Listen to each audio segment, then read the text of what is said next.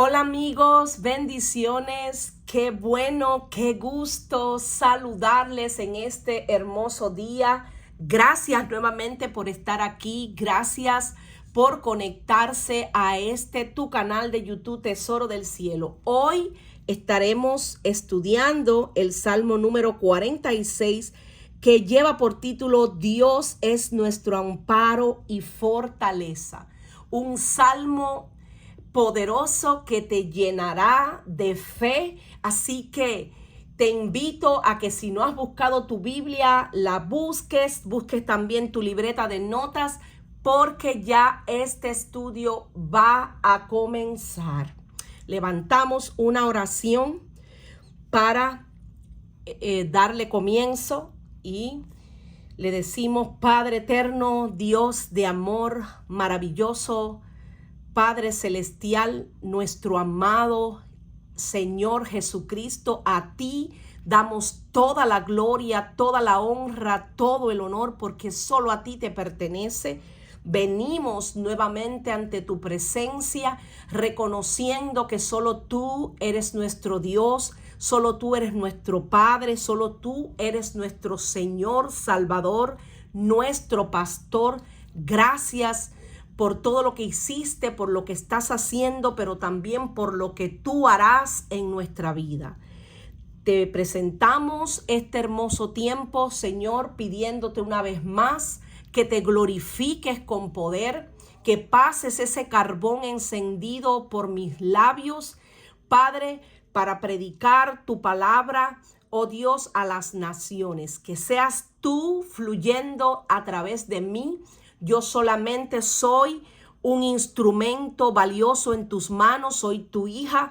Padre, heme aquí, como dice la Escritura, heme aquí, envíame a mí, Señor, en el nombre de Jesús, que esta tu palabra, que no regresa vacía, sino que es prosperada para todo lo que tú le envíes, caiga en buena tierra, que muchos puedan correr a tus caminos, que muchos puedan conocerte a ti, precioso Señor Jesucristo, que muchos puedan sentir tu abrazo, oh Padre, en el nombre poderoso de Jesucristo, y que esta tu palabra dé fruto al 30, al 60 y al 100 por uno.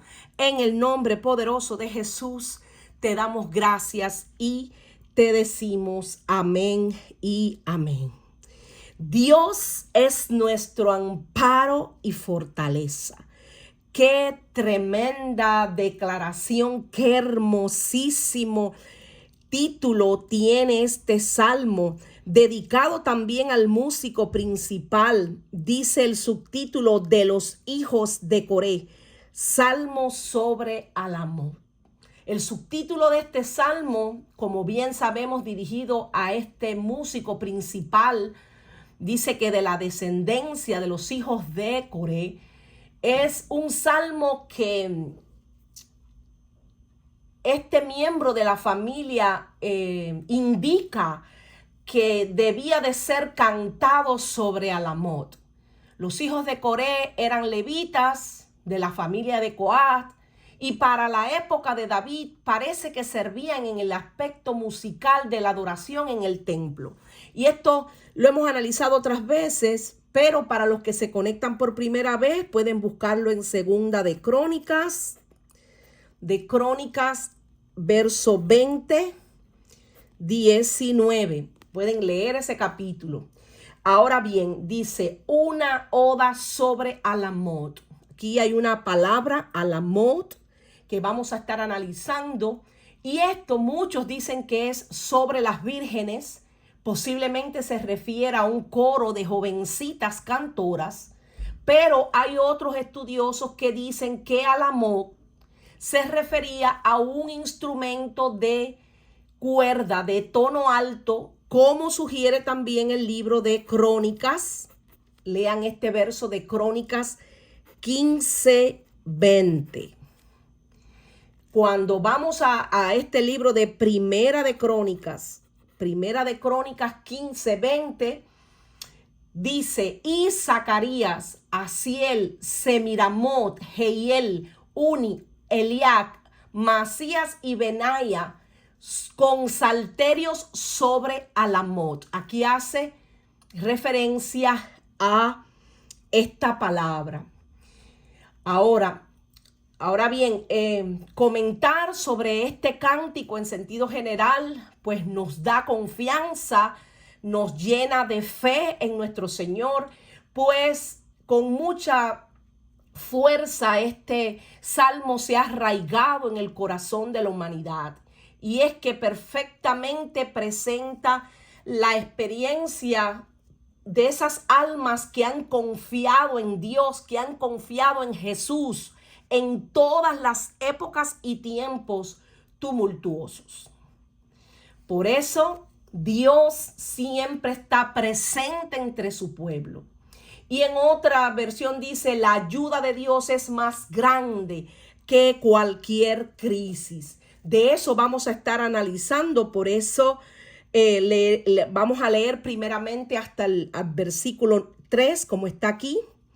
Y después voy a pasar, esta es la Reina Valera, después voy a pasar a la Reina Valera que está debajo para poder continuar la lectura. Dice, Dios es nuestro amparo y fortaleza, nuestro pronto auxilio en las tribulaciones.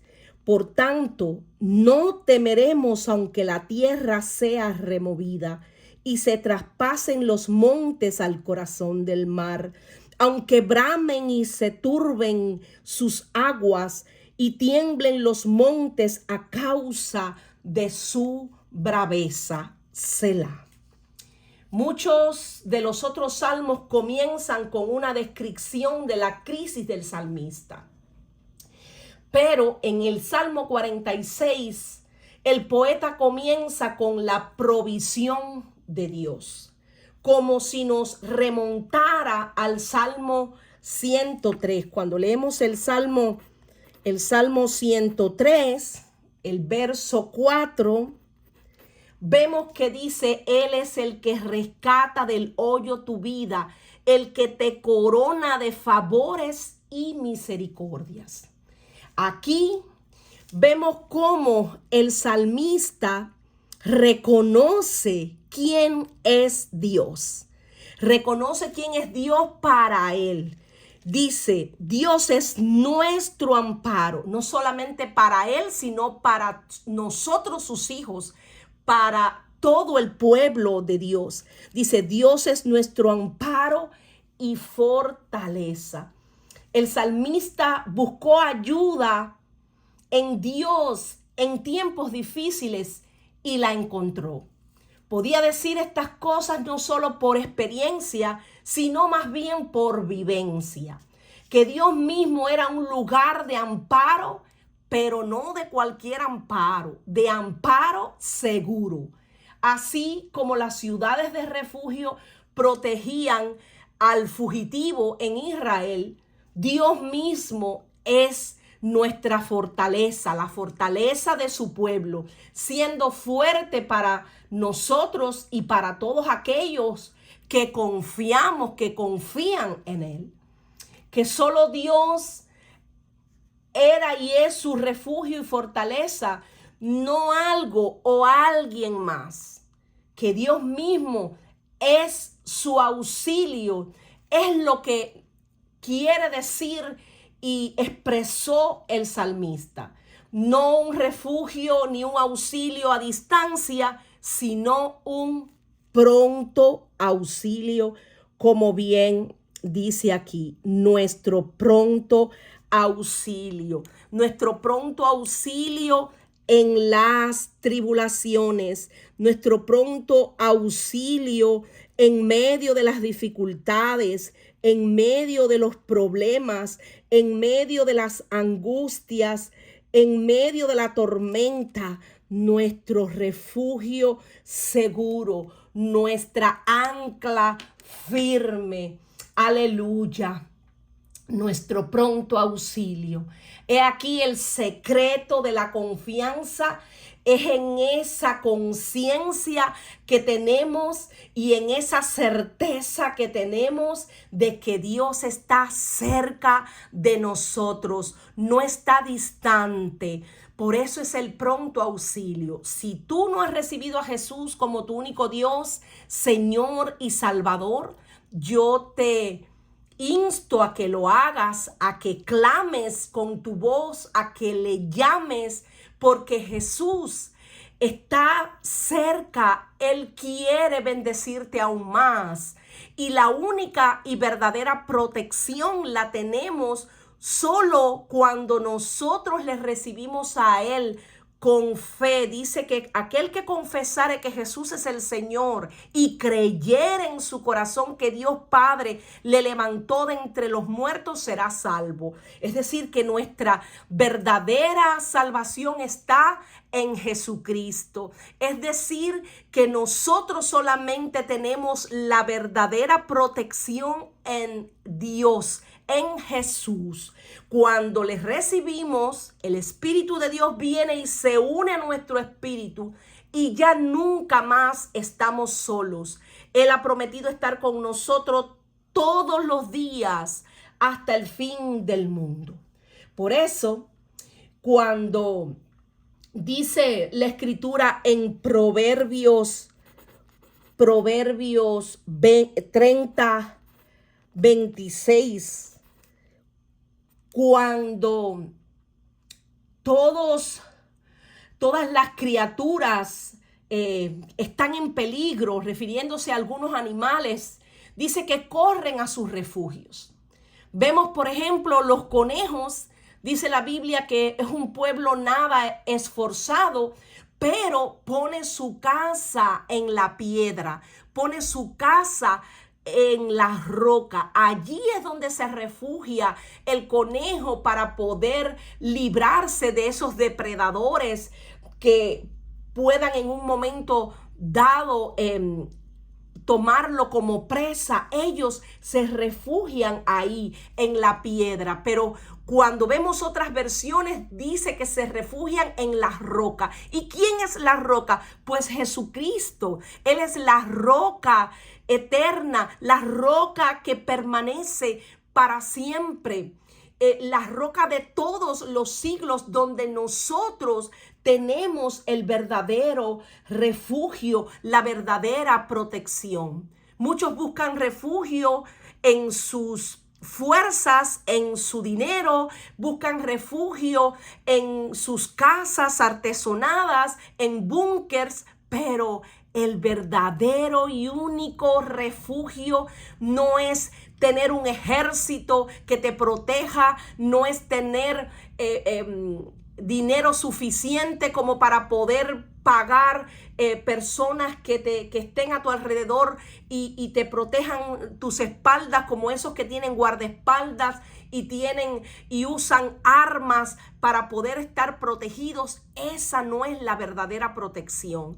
Aquí el salmista está hablando de que nuestro amparo y fortaleza en medio de las tribulaciones, en medio de las adversidades, en medio incluso de nuestra debilidad, es Dios, nuestro pronto auxilio. Aleluya. Qué hermoso. Como les decía, podemos ser tan tímidos por naturaleza como los conejos, pero Dios es nuestro refugio. Somos tan débiles por naturaleza como la misma caña cascada, pero Dios es nuestra fortaleza.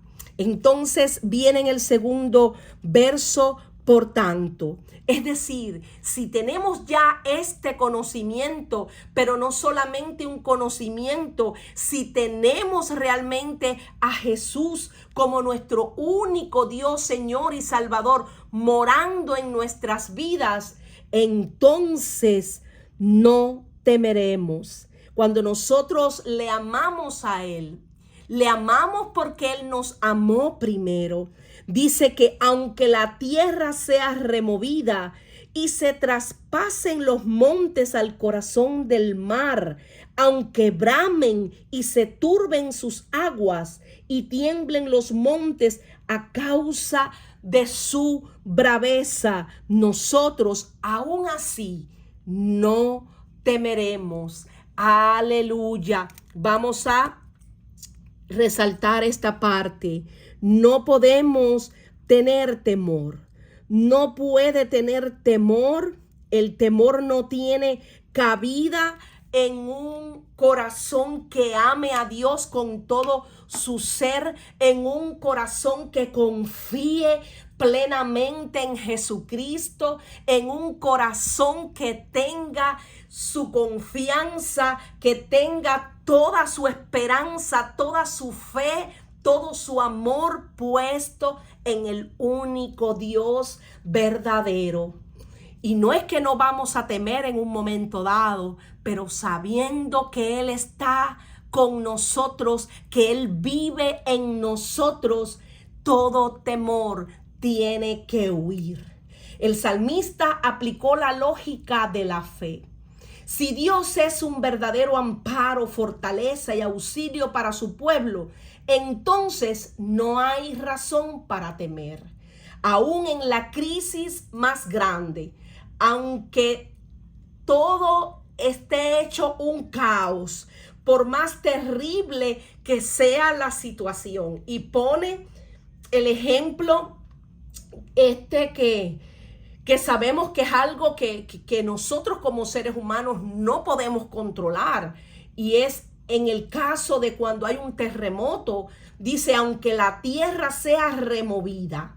Aquí podemos ver, dice, aunque la tierra sea removida.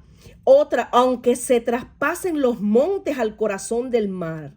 Es decir, aunque las montañas se desmoronen en el mar, aunque bramen y se turben sus aguas y tiemblen los montes a causa de su braveza. Su tono robusto y desafiante sugiere que este salmo fue compuesto en un momento de crisis, lo que hace que la confesión de fe sea doblemente impresionante. Aunque la tierra sea removida, aunque se traspasen los montes, aunque bramen y se turben sus aguas, de todas maneras el salmista consideró que todo fenómeno natural, por más aterrador y humillante que sea, sabemos que no puede superar la grandeza y el poder de Dios. Luego hizo esta estimación razonada de que Dios es más grande que todo eso y que el temor ante estas situaciones pues de alguna manera le robaba a Dios algo de su honor. Y es que cuando tenemos a Dios, a Jesús, como yo les decía, morando en nuestro interior, ciertamente todo temor tiene que huir, todo temor se tiene que disipar. Por eso, esto también nos recuerda el Salmo 23. Y en este hermoso Salmo 23, 4, versículo 4 dice, aunque ande en valle de sombra de muerte, no temeré mal alguno, porque tú estarás conmigo. Esto es una declaración de fe, como dice la escritura, que es la fe, la certeza de lo que se espera, esa convicción de lo que no se ve. Estamos plenamente convencidos de que nuestro Dios nos guiará aún más allá de la muerte. Por eso dice, tu vara y tu cayado me infundirán aliento. En Dios nosotros confiamos. No podemos tener temor de lo que pueda suceder. No tenemos temor del futuro. No tenemos temor ni siquiera de lo que nos pueda hacer el hombre que pueda levantarse incluso contra nosotros. Por eso estudiar la palabra es importante. Y cuando vemos el Salmo 3:6, dice, no temeré a 10 millares de gente que pusieran sitio contra mí. Pero en el libro de Isaías 12, 2 dice lo siguiente: he aquí, Dios es salvación mía, me aseguraré y no temeré, porque mi fortaleza y mi canción es Jehová, quien ha sido salvación para mí. Y es que en muchas porciones de la Biblia se hace referencia al temor. Dice el Salmo 56:3, en el día que temo, Salmo 56, verso 3, en el día que temo, yo en ti confío. Y es que en la Biblia más de 365 veces aparece el no temas. Aquí vino mi perrito Mupi a saludarme, por eso sintieron que abrió la puerta y se me estaba abalanzando encima. Pero qué bueno que mi esposo lo llevó, porque si no me iba a interrumpir. Dice que, les decía que 365 veces en la Biblia aparece el no temas. Y es que es un no tema para cada día durante todo el año. Eso nos recuerda que nosotros no podemos vivir con miedo. En vez de eso, nosotros podemos vivir con la libertad, con la tranquilidad que viene de saber que Dios siempre está con nosotros. Que Dios, cuando nosotros lo amamos, como yo les decía, con todo nuestro ser, cuando nosotros lo obedecemos, no tenemos por qué temer, porque su perfecto amor echa fuera todo temor. En el amor no hay temor, sino que ese perfecto amor echa fuera el temor, porque el temor lleva en sí castigo, de donde el que teme no ha sido perfeccionado en el amor. Y esto podemos encontrarlo en el libro de Primera de Juan 4:18. Y se refiere a la persona que ama. Esa persona que ama no tiene miedo, porque donde hay amor no puede haber temor. Al contrario, el verdadero amor quita el miedo. Si alguien tiene miedo de que Dios lo castigue, es porque no ha aprendido a amar. Luego de leer estas poderosas declaraciones de fe, viene un Selah, es decir, esta palabra que aparece aquí, Selah, esta palabra que vamos a resaltar, Selah, se refiere a un interludio, a una pausa. Y la grandeza de este pensamiento es que cuando leemos el Salmo, pues el salmista sugiere que se haga una pausa, pues, para reflexionar. Esto puede ser también, recordemos que como es un cántico, pues en el cántico hay un momento en que hay como especie de un momento en el que pudiéramos decir que se cambia de tono, y entonces hay como una pausa, ese interludio. Pero yo considero que sería bueno si todos pudiéramos decir Selah bajo pruebas tempestuosas, pero con demasiada frecuencia hablamos apresuradamente, corremos a tomar decisiones también sin detenernos a meditar y a poner por obra su palabra. Y por eso es que muchas veces nos llenamos de temor, nos llenamos de ansiedad, y es que no estamos depositando toda nuestra confianza en Dios. Sabemos que Dios no nos ha dado espíritu de cobardía, sino de poder, de amor y de ese dominio propio.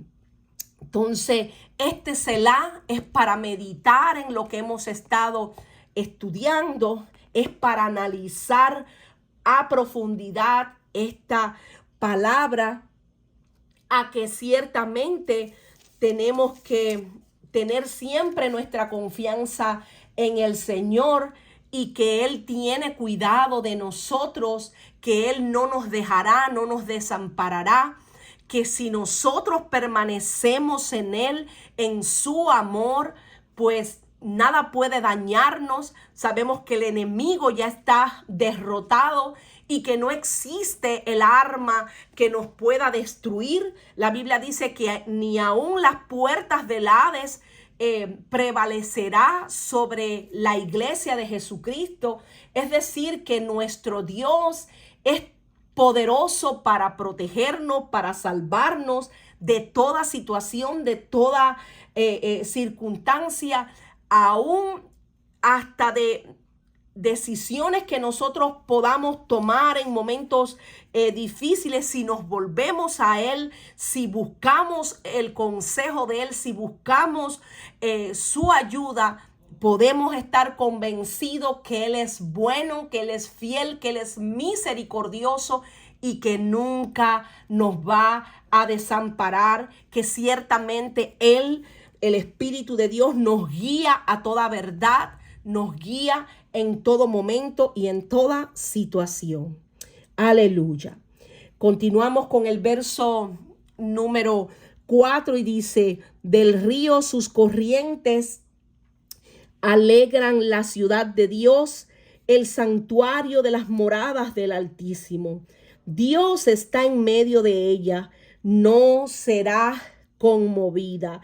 Dios la ayudará al clarear la mañana. Bramaron las naciones, titubearon los reinos, dio él su voz, se derritió la tierra. Aquí el salmista describe la provisión abundante y constante de un río para Jerusalén. La imagen es significativa porque Jerusalén de hecho no tiene tal río, solo algunos pequeños arroyos. Sin embargo, los profetas anticipaban el día en que un poderoso río fluiría desde el templo mismo. Y esto podemos encontrarlo en el libro de Ezequiel 47, versículo 12. Les voy a leer algo al respecto y dice: midió otros 1000 y era ya un río que yo no podía pasar, porque las aguas habían crecido de manera que el río no se podía pasar sino a nado. Y me dijo: ¿has visto, hijo de hombre? Después me llevó y me hizo volver por la ribera del río. Y volviendo yo vi que en la ribera del río había muchísimos árboles a uno y a otro lado. Y me dijo: estas aguas salen a la región del oriente y descenderán al Arabá y entrarán en el mar, y entradas en el mar recibirán sanidad las aguas, y toda alma viviente que nadare por donde quiera que entrare en estos dos ríos vivirá, y habrá muchísimos peces por haber entrado allá estas aguas, y recibirán sanidad, y vivirá todo el que entrare en este río. Y junto a él estarán los pescadores, y desde Engadi hasta Englaim será su tendedero de redes, y por sus especies serán los peces tan numerosos como los peces del mar grande. Sus pantanos y sus lagunas no se sanearán y quedarán para salinas. Y junto al río, en la ribera, a uno y otro lado, crecerá toda clase de árboles frutales. Sus hojas nunca caerán, ni faltará su fruto. A su tiempo madurará, porque sus aguas salen del santuario, y su fruto será para comer, y su hoja para medicina. Aleluya. Proféticamente hablamos que sabemos que todos los que creemos por fe en Jesús, la Escritura dice que de nuestro interior correrán ríos de agua viva. Y esto dijo el Señor Jesucristo del Espíritu Santo que habían de recibir y que ya recibimos nosotros, los creyentes, y que aún no había venido pues en aquel entonces el Espíritu de Dios, porque Jesús no había sido aún glorificado. Cuando leemos el libro de San Juan 7:37, podemos corroborar esta palabra. Dice: en el último y gran día de la fiesta, Jesús se puso en pie y alzó la voz diciendo: si alguno tiene sed, venga a mí y beba. El que cree en mí, como dice la Escritura, de su interior correrán ríos de agua viva. Y esto es refiriéndose al Espíritu de Dios, la persona más maravillosa que existe, el mismo Señor, Dios, aquí en la tierra. Por eso que cuando Jesús partió, regresó al Padre, dijo: yo no los dejaré huérfanos, sino que les enviaré al Espíritu mío, es decir, al Espíritu de Cristo, al Espíritu de Dios, y Él estará, que es el otro consolador, y Él estará con vosotros todos los días hasta el fin del mundo. Él les guiará a toda verdad. Aleluya. Y cuando leímos este libro de Ezequiel, vemos que también habla de ese río, pero eso se refiere a que todo aquel que entrare y tocare las aguas de ese río, a todo aquel que se sumerja en el río de Dios, será salvo, será sano. Aleluya. Por eso en el libro también de Apocalipsis 22:21, se los voy a dejar aquí. Apocalipsis 22, versículo 1 dice: después me mostró un río limpio de agua de vida, resplandeciente como cristal, que salía del trono de Dios y del Cordero. En medio de la calle de la ciudad, a uno y otro lado del río, estaba el árbol de la vida, que produce 12 frutos, dando cada mes su fruto. Y las hojas del árbol eran para la sanidad de las naciones, y no habrá más maldición. Y el trono de Dios y del Cordero estará en ella, y sus siervos le servirán, y verán su rostro, y su nombre estará en sus frentes. No habrá allí más noche, y no tienen necesidad de luz de lámpara ni de luz del sol, porque Dios el Señor los iluminará, y reinaremos por los siglos de los siglos. Aleluya. Y esto me hace recordar el libro también del Génesis, cuando Adán y Eva pecaron contra Dios. Dice que ellos estaban allí en el Edén, ellos estaban allí viendo cara a cara a Dios, conversando directamente con Dios, pero por causa del pecado entró la muerte. Por causa del pecado ellos fueron expulsados, y dicen que el árbol de la vida, que es ese árbol que se refiere aquí en esta escritura de Apocalipsis 22, ese árbol de la vida pues está protegido en estos momentos. Hay como especie de un ángel con una espada que dice que está alrededor de ese árbol, protegiendo ese árbol. Y ese es el árbol que dice esta escritura de Apocalipsis 22, que una vez que ya nosotros estemos para siempre con el Señor, ya vamos a poder entonces tomar de ese fruto. Aleluya. Qué hermoso. Dice que en aquel lugar, en ese paraíso de Dios, en esa nueva Jerusalén, porque es la Jerusalén celestial, allí donde nosotros ya estemos para siempre con el Señor, ya no habrá más noche, ya no habrá necesidad de luz de lámpara ni de luz del sol, porque Dios mismo es nuestro sol de justicia. Él mismo es el que nos alumbra. Él es la luz del mundo. Aleluya. Dice que la realidad futura ya está aquí en la mente de este salmista. Dice que casi podríamos traducir, vean, un río. Jerusalén fue única entre las ciudades históricas en el sentido de que no tenía, como bien les decía, un río. Tenía un hilo diminuto de agua. Con Dios, las aguas ya no son mares amenazantes, sino un río que da vida. Ese río fluye y alegra a toda la ciudad de Dios. Por eso dice, del río sus corrientes alegran la ciudad de Dios, el santuario de las moradas del Altísimo. Este río fluye y alegra toda la ciudad. La ciudad de Dios está siempre feliz porque el agua vivificante siempre está presente en esa tierra que por más seca o árida que sea, con la presencia maravillosa de Dios, pues va a ser un río que salta para vida eterna. La ciudad de Dios está alegre porque el río tiene muchas corrientes.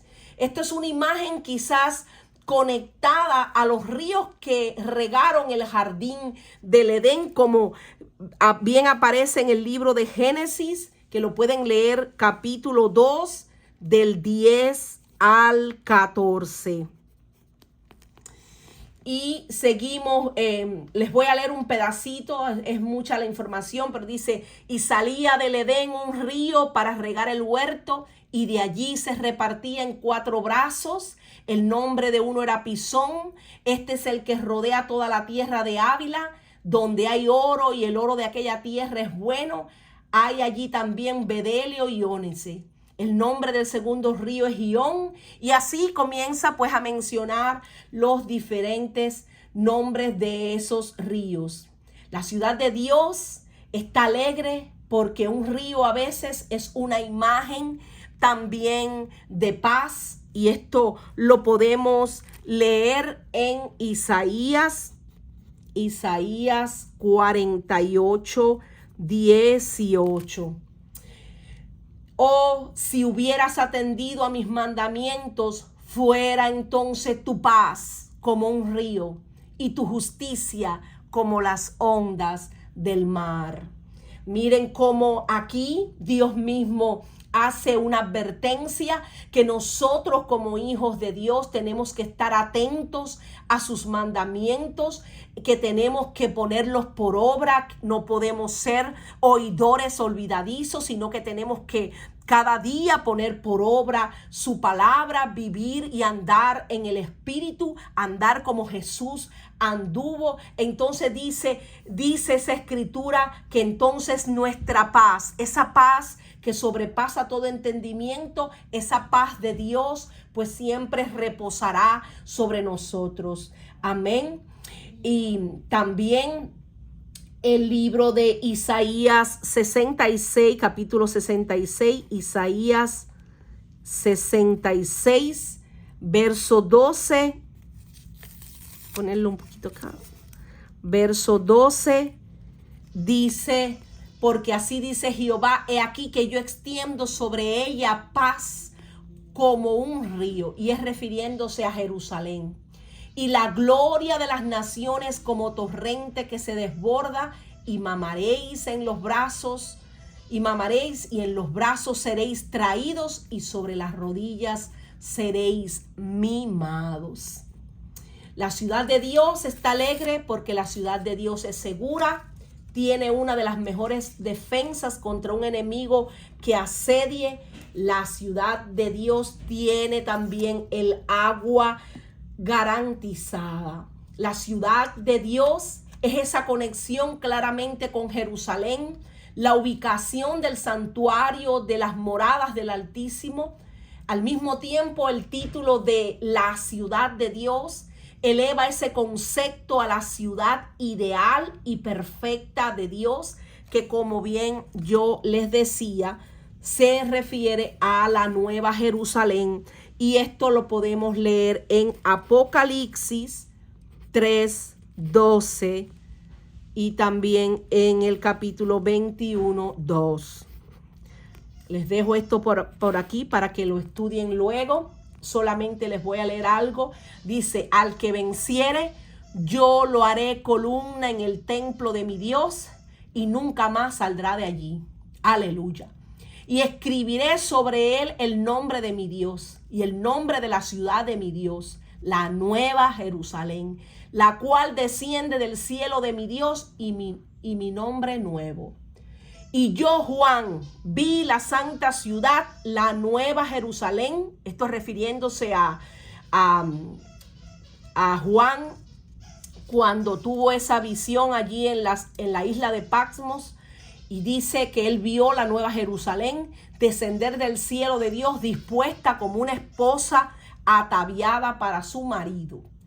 Y quiero invitarles a que lean estos capítulos, porque es impresionante. Esta escritura es preciosa. Les dejo para que lo estudien luego.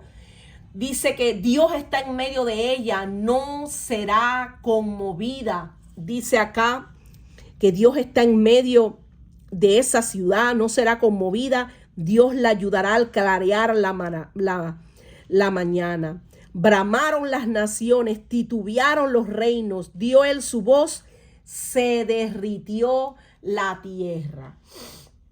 Vemos que la promesa de que no será conmovida obtiene una fuerza especial en la repetición de la misma palabra, conmovida, utilizado de los montes y de los reinos. Ahora bien, dice aquí, al clarear la mañana, así como al despuntar el día, las sombras y las tinieblas se disipan, así por el resplandor de Dios se esparcirán las tinieblas de toda adversidad.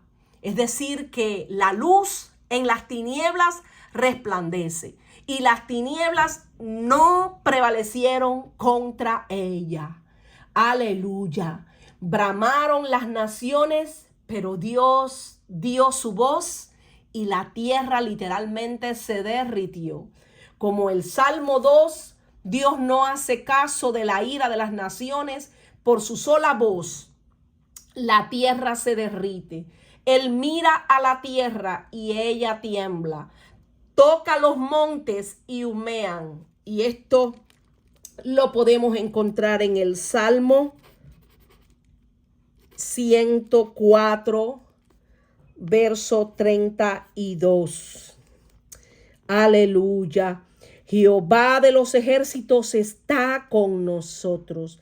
Nuestro refugio es el Dios de Jacob. Nuevamente viene otro Selah, pues para meditar en esto que el salmista recalca. Una vez nuevamente vuelve a hacer la comparación, que aunque bramen las naciones, bramen como el mar, aunque titubeen los reinos, solamente ante la voz de Dios se derrite la tierra. Jehová de los ejércitos está con nosotros.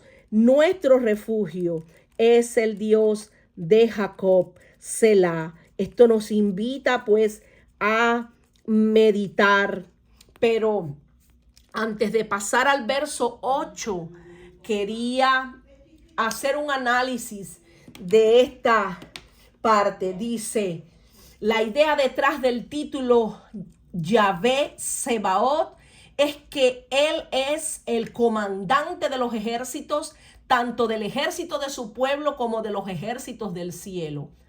El título enfatiza su gloria y poder, conectándolo con la idea de que este Dios glorioso está con su pueblo.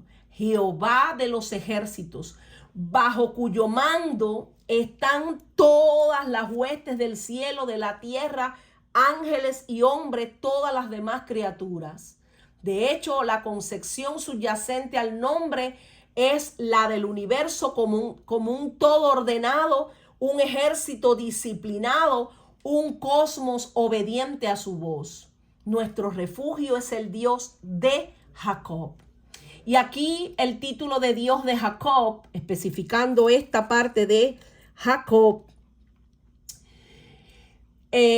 no solo enfatiza el aspecto del pacto, sino también de la gracia, en el sentido de que Jacob era un personaje conocido como un usurpador y no por su gran santidad. Sabemos que Dios es misericordioso y lleno de gracia. Dios es la gracia misma. Es un refugio abierto para su pueblo. Por eso decía nuestro refugio, refiriéndose a nosotros como pueblo de Dios. La palabra refugio aquí en el versículo 11 es distinta a la del verso 1, ya que implica una altura inaccesible. Por lo tanto, Él es nuestra alta fortaleza. En estas dos frases vemos a Dios en dos aspectos. Aquí Él es el rey de la multitud, de la comunidad, de todos los ejércitos. También es Dios del individuo con relación personal e incluso con Jacob. En este caso, Dios de Jacob. Cuando decimos el Dios de Jacob, nos remontamos al pasado y nos aferramos al ayudador de los hombres de antaño, aquellos que en antaño también clamaron a Dios y fueron alcanzados por Dios, pero que hoy podemos también nosotros decir que Dios, como es el mismo de ayer, de hoy, de los siglos, pues es nuestro Dios.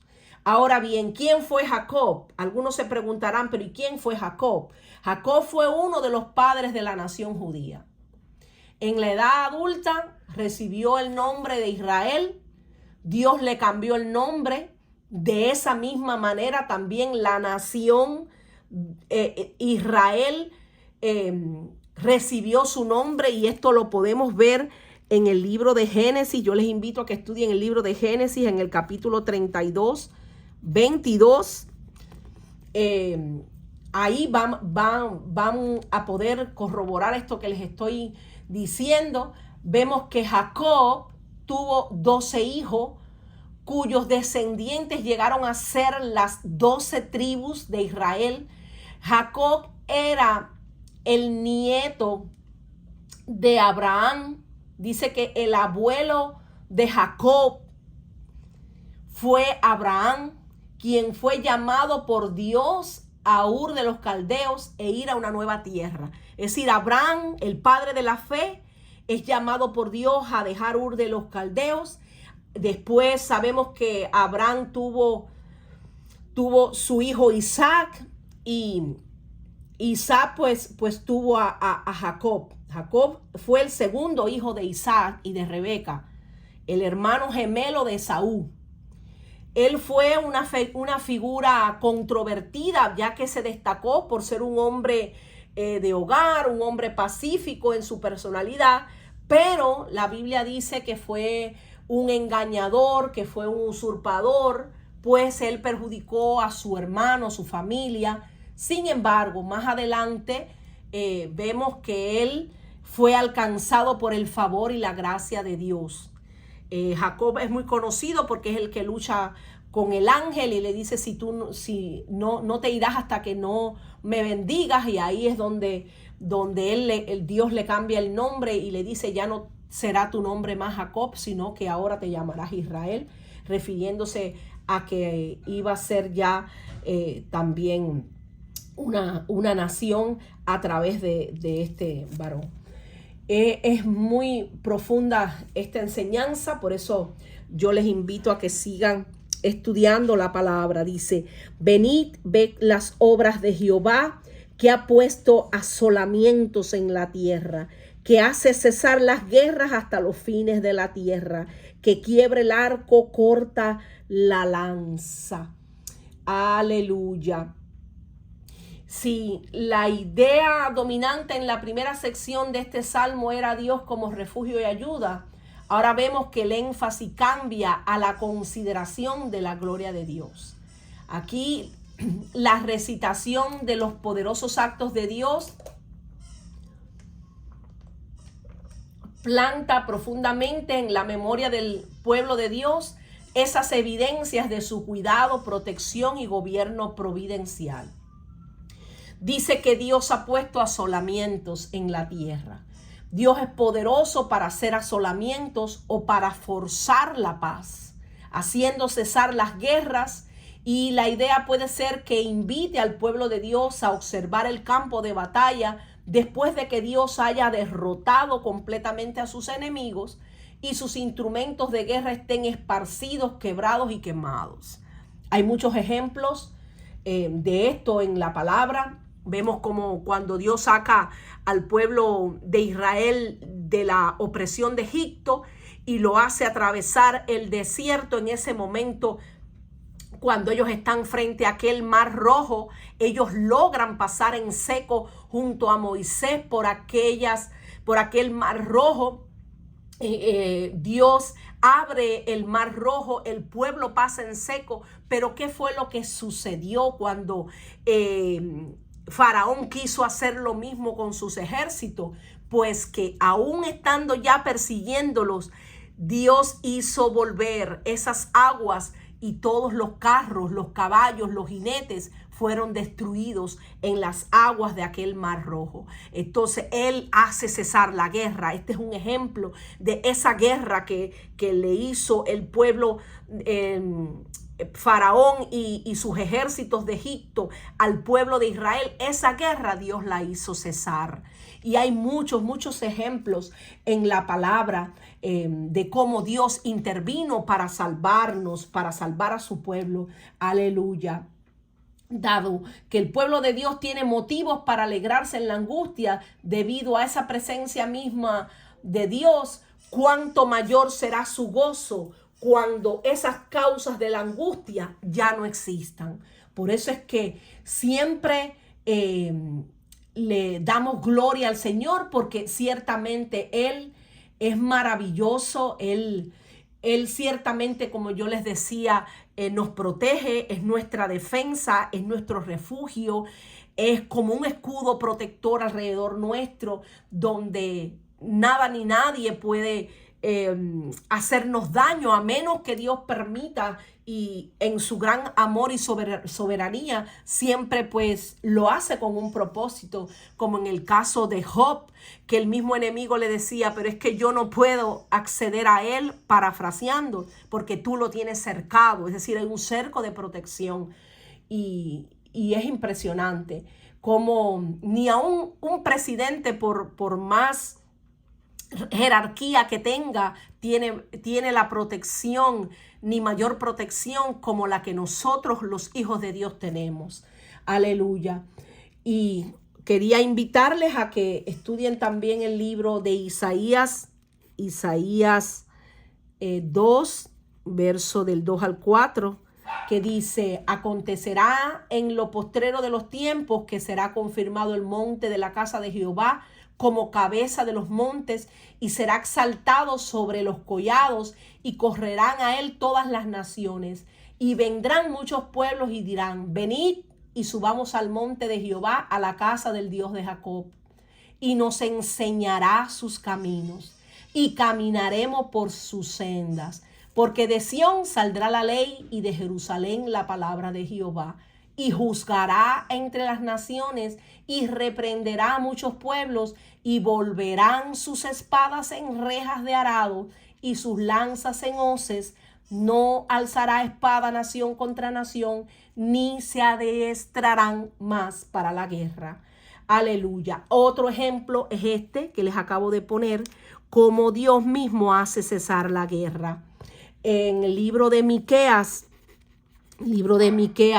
Miqueas 4, es muy parecido a esta palabra de Isaías, está muy conectada con esta palabra de Isaías.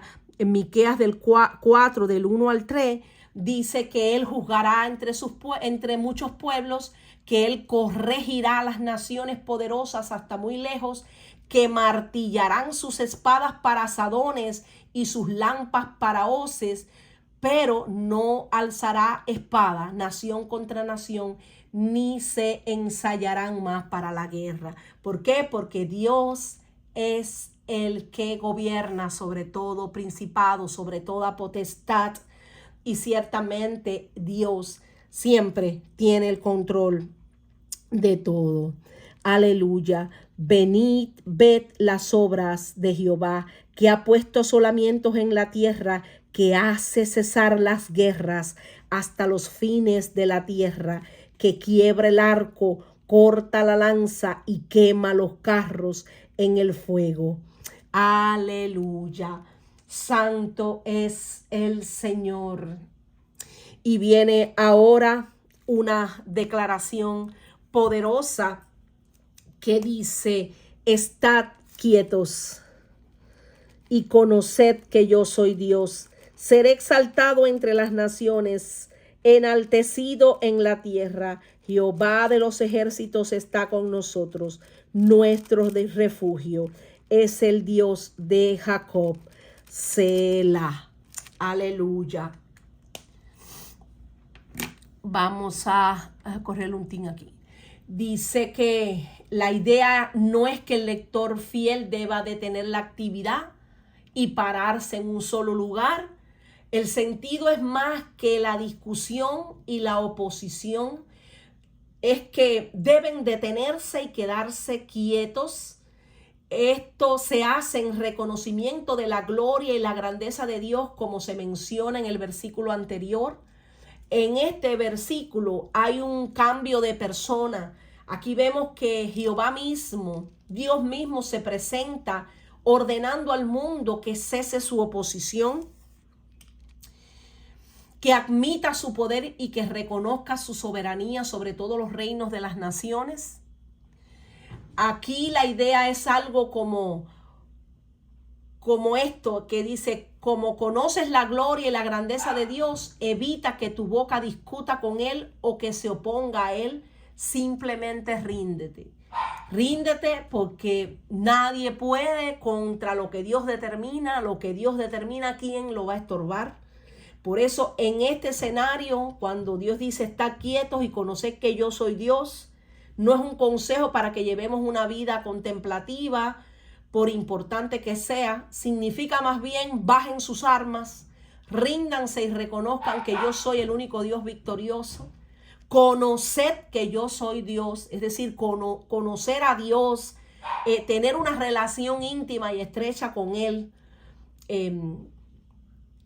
Reconocer que solo Dios es soberano, que solo Dios es el creador, que solo Dios nos creó, que nosotros no nos creamos a nosotros mismos, que nosotros como seres humanos no somos dioses, que nosotros como hijos de Dios, sin Él nada podemos hacer, porque solamente es el Espíritu de Dios morando en nosotros el que nos ayuda en nuestra debilidad. Dice la Escritura que ni siquiera sabemos orar, porque pedir como conviene solamente Dios es el que nos ayuda en todo. Por eso es que en la Escritura hay una parte que dice: yo soy la vid verdadera, permanecer en mi amor, porque sin mí nada podéis hacer. Es decir, sin Dios no podemos hacer nada. Todo lo que hagamos, todo lo que alguien haga sin Dios, lo hace en vano. Solamente es por Él y a través de Él. Todo lo que fue hecho y lo que existe es gracias a Él, fue por Él y para Él. Aleluya. Por eso dice: conoced que yo soy Dios. Nuestra sumisión debe ser tal como corresponde a criaturas racionales. Dios no quiere que nos sometamos en contra de la razón, sino que nos sometamos como viendo la razón y el fundamento de esa sumisión. Por lo tanto, la mera consideración de que Dios es Dios puede ser suficiente para aplacar todas las objeciones y oposiciones contra el Eterno. Seré exaltado entre las naciones. El hombre o mujer de Dios debidamente silenciado puede gloriarse en la exaltación de Dios. El triunfo de Dios se extenderá mucho más allá de Israel a toda la tierra. Dios será y es exaltado sobre todo y sobre todos, y nosotros somos testigos, y todo el universo también será testigo. Nada que hagamos o que digamos puede superar ni ayudar a Dios. Dios es más que suficiente. Dios es poderoso en gran manera y ante su presencia dice la Biblia que toda rodilla doblará y toda lengua confesará que Jesús es el Señor. Vemos ya en este verso 11 todo un coro confiado. Dice: Jehová de los ejércitos está con nosotros. Nuestro refugio es el Dios de Jacob. Selah. Aquí vuelve de nuevo la meditación en que podemos tener la confianza de que el Dios mismo será exaltado en toda la tierra, que ese Dios poderoso, creador del cielo y de la tierra, está con nosotros y no necesitamos más. Si Dios está con nosotros, como dice la Escritura, ¿quién contra nosotros? Aleluya. Nuestro refugio es el Dios de Jacob. Con toda confianza y serenidad, esto pues merece la reflexión, y por eso es que este precioso salmo, que como bien decía, nos llena de fe, nos llena de confianza plena en Jesús, cierra con un Selah para que meditemos cada vez más en su palabra, para que reflexionemos cada vez más en su palabra, en buscar su rostro, en permanecer en él, porque esto es el todo del hombre. Y bueno, mis amados, esto es todo por hoy. Yo espero que esta enseñanza haya sido de grande bendición para ti, como lo ha sido para mí. Yo te pido humildemente que la compartas con tus amigos, con las personas conocidas, con todos los que quieras compartirlo, para que también ellos reciban la palabra de Dios, para que ellos también puedan recibir a Jesús como su único Dios, Señor y Salvador, para que ellos también puedan vivir esta vida cristiana que nosotros, los hijos de Dios, vivimos aferrados a nuestro Señor Jesucristo, que es nuestro Señor y Salvador, valga la redundancia, el único Dios verdadero. Y yo sé que esto pues va a ser de mucha bendición para muchas familias, para muchas personas que atesoren su palabra. Todos aquellos que la atesoren, como dice la Escritura, y la ponga por obra, pues va a ser bienaventurado, va a ser doblemente bendecido. Y por eso es que les pido que compartan los videos para que llegue a muchas familias, para que la palabra pues siga siendo sembrada en esos corazones que no tienen al Señor, y aquellos pues que lo tienen, pues que se les aumente cada vez más la fe en nuestro precioso Señor Jesucristo. Y también pues decirte que si no te has suscrito al canal, que lo hagas, porque juntos vamos a seguir aprendiendo la palabra, juntos vamos a seguir escudriñando la Escritura para conocer más a nuestro amado Señor Jesucristo. Que el Señor les bendiga, que el Señor les guarde, que el Señor haga resplandecer su rostro sobre ustedes, sobre nosotros en este hermoso día. Bendiciones y hasta luego.